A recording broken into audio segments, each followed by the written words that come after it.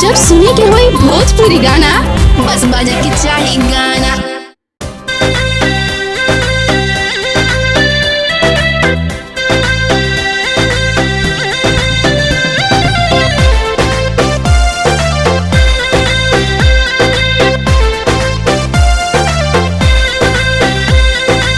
अरे सुनत हो?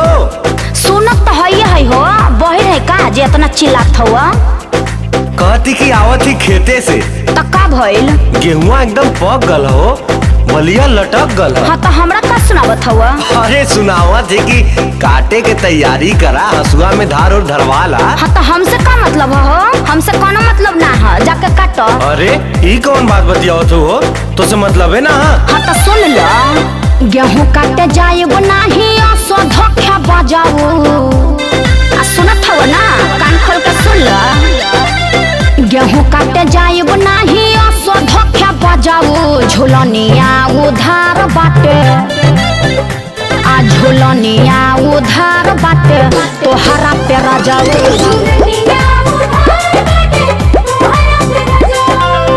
तोहरा पे राजाओ हो, तोहरा पे राजाओ, तोहरा पे राजाओ हो, तोहरा पे राजाओ। झुलनिया उधार बाटे, तोहरा पे राजाओ।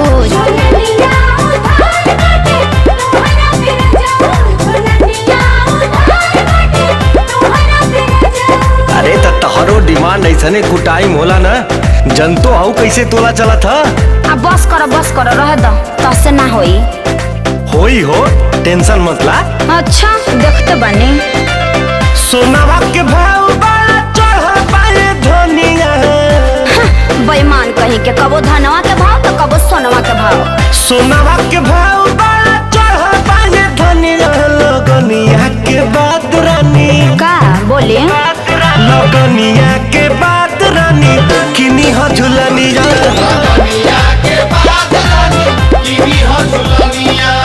किनी हो झुलनिया हो, किनी हो झुलनिया, किनी हो झुलनिया हो, किनी हो झुलनिया। लगनिया के बाद रानी किनी हो झुलनिया। लगनिया के बाद रानी किनी हो झुलनिया।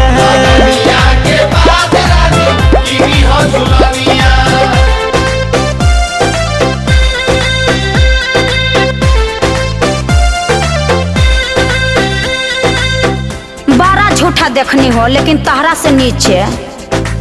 हाँ भाई, तू कुछो कह सकेलू, तोहार तो इतना हक हो। अरे तक्का हम गलत कहत हई? कबनो न कोनो तोहर लागल रहे रोना, जान गनी तोहरा से कुछ नहीं होना। ढेर दिन से तू बात में फुसलावत हुआ।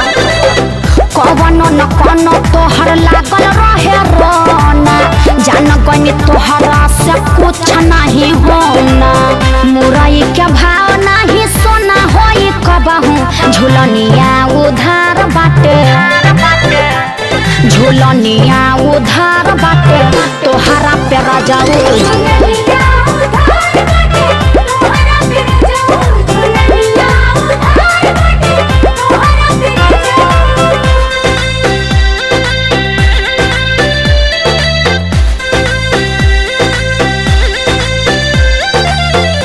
अरे तोहू तो जियल हराम कर दिले हो।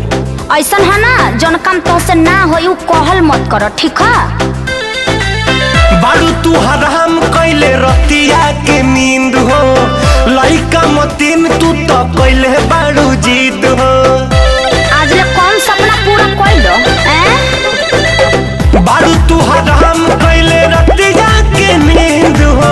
लइका मतीन तू तो कैले बारू जीत हो। देता कुली धनवा बोला के अब बनी रह। चलो हो संगे आज रानी। कहाँ जे? चलो हो संगे राज रानी किनी दी झुलनिया। चलो हो संगे राज रानी किनी दी झुलनिया।